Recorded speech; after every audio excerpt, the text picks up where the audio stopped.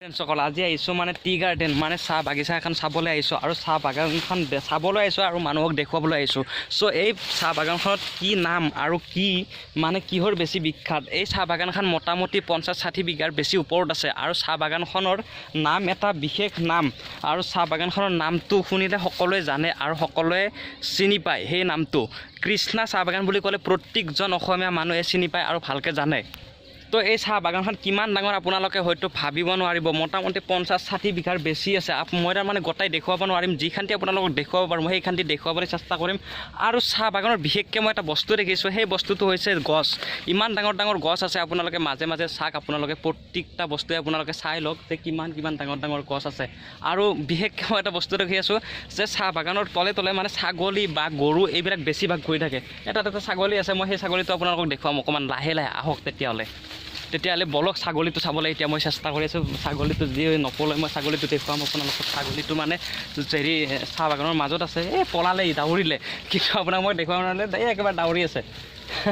কি কৰিব আৰু যদি আৰু মই তাতকৈ ডাঙৰ কথা এটা বস্তু মই দেখুৱাই আছোঁ যে চাহ বাগানৰ মাজে মাজে এনেকুৱা তাৰমানে হেৰি নলাৰ দৰে থাকে আৰু নলাৰ দৰে মানে কি পানীবিলাক যায় চাগে, এইটোৱে হ'ব পানী যিবিলাক যায় এই নলাই দি চাগে এইটোৱে।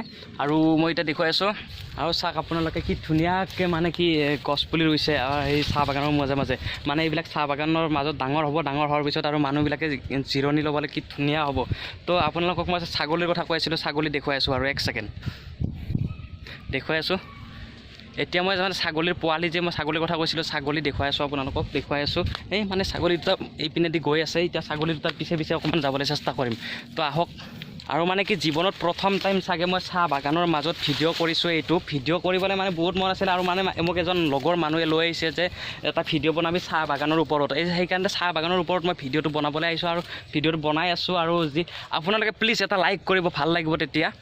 শ্বেয়াৰ ছাবস্ক্ৰাইব নকৰে একো নাই, কিন্তু লাইক এটা কৰিব প্লিজ। আজি কষ্ট হৈছে কাৰণ আৰু মই এই চাহ বাগানখন মোৰ চাবলৈ বহুত বেছি মন আছিলে। কৃষ্ণা চাহ বাগানৰ মাজত আজি আহিলোঁ আৰু গোটেই মই এৰিয়াটো চাই আছোঁ, বৰ্তমান দেখিলোঁ।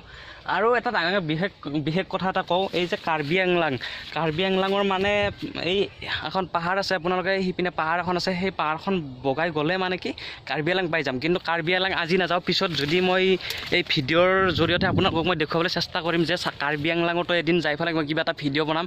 আৰু যে নীল অভিধা মৰিছিলে বা নীল অভিধাক তাতে নৃশংসভাৱে হত্যা কৰিছিলে, সেই বস্তুটোকো মই আপোনালোকক দেখুৱাবলৈ চেষ্টা কৰিম কেইদিনমান পিছত। আৰু আজি যিখানটি মই মানে চাহ বাগানৰ ওপৰত মানে ৰিচাৰ্চ কৰি আহিছিলোঁ আৰু সেইখানটি মই আজি মানে আপোনালোকক দেখুৱাই আছোঁ বৰ্তমান। আৰু যিবিলাক মানুহে দেখা নাই চাহ বাগান, সেইবিলাক মানুহক মানে চাহ বাগান চবেই দেখিছে, কিন্তু আমাৰ বয়সৰ বা আমাতকৈ সৰু প্ৰজন্মৰ ল'ৰা ছোৱালীয়ে নেদেখিব পাৰে। আৰু চাহ বাগানবিলাক এনেকুৱা হয় যে আমাৰ ঘৰৰ কাষত যে গছপাত মানে ফুল বগাপাত যে আছে, বগাপাতৰ দৰে একজেক্ট মানে বগাপাতৰ দৰে। চাই লওক আপোনালোকে পাতবিলাক একদম ছেম টু ছেম।